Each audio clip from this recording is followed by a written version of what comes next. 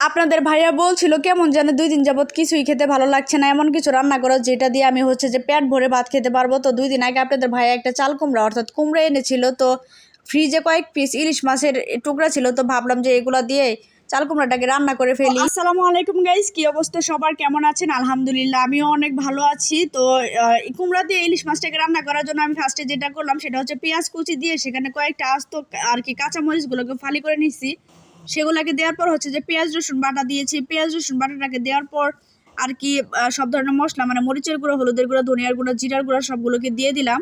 দেওয়ার পর মশলাটাকে আমি খুব ভালোভাবে কষিয়ে নিচ্ছি। আর এই মশলাটাকে কিন্তু অবশ্যই ভালোভাবে কষিয়ে নিতে হবে, কারণ এই মশলাটাকে ভালোভাবে কষিয়ে না নিলে হয় কি মানে তো টোটাল তরকারিটা ঝালকে ঝালকা লাগে আর কি, আমাদের এলাকার ভাষায় বলা হয়।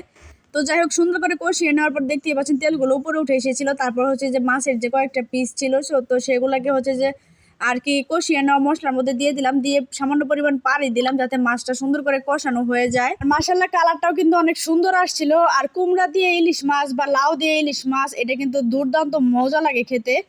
তো যাই হোক, মাছটা মোটামুটি আমার কষানো হয়ে গেছে। এবার যে যখন খুব ভালোভাবে কষানো হয়ে যাবে তখন মাছগুলোকে আমি কষানো মশলা থেকে উঠিয়ে নিব। উঠিয়ে নেওয়ার পর একে একে উঠিয়ে নেওয়ার পর যে কেটে রাখা কুমড়োগুলোকে আমি এর মধ্যে দিয়ে দিব। আর কুমড়া বা লাউ যেটাই রান্না করেন না কেন সেটাতে কিন্তু অবশ্যই ঝালটা একটু ঠান্ডা হলে ভালো হয়। অতিরিক্ত ঝাল কিন্তু, বিশেষ করে লাউয়ের ক্ষেত্রে কিন্তু অতিরিক্ত ঝাল দিলে কখনোই ভালো লাগে না।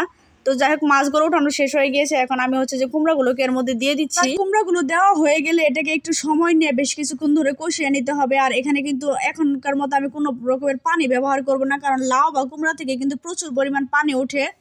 তো যাই হোক, এভাবে আর কি কিছুক্ষণ লেড়ে চেড়ে দেওয়ার পর এটাকে আমি ঢাকনা দিয়ে ঢেকে দিব।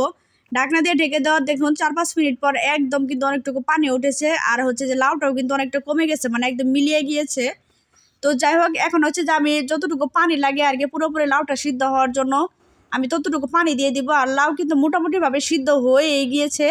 তো যাই হোক, সেজন্য আমি যে বেশি পরিমাণ পানি ইউজ করছি না। আর কালারটাও কিন্তু মাশাআল্লাহ অনেক সুন্দর আসছে। এভাবে যে পানিটা দেওয়ার পর দিয়ে কিছু পরিমাণ ভেজে রাখা আর কি জিরার গুঁড়ো দিয়ে দিচ্ছি, কারণ আমি তখন বেশি পরিমাণ জিরার গুঁড়ো ব্যবহার করিনি, আমার মনে ছিল না। তো এই জন্য আমি যে দিয়ে দিলাম এখন। আর এটা যে কোনো তরকারি রান্নার ক্ষেত্রে পরবর্তীতে তরকারি রান্নার লাস্টে যদি জিরার গুঁড়ো দেওয়া হয় তাদের সেটা কিন্তু খারাপ হয় না। এরপর যে প্রত্যেকটা মাছের পিসগুলোকে আমি দিয়ে দিলাম।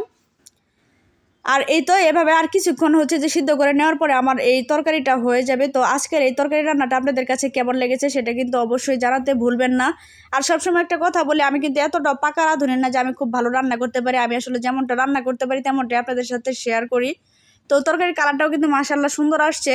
তো আপনাদের কাছে ভিডিওটা কেমন লেগেছে সেটা কিন্তু অবশ্যই ছোট বোন হিসেবে জানাতে ভুলবেন না।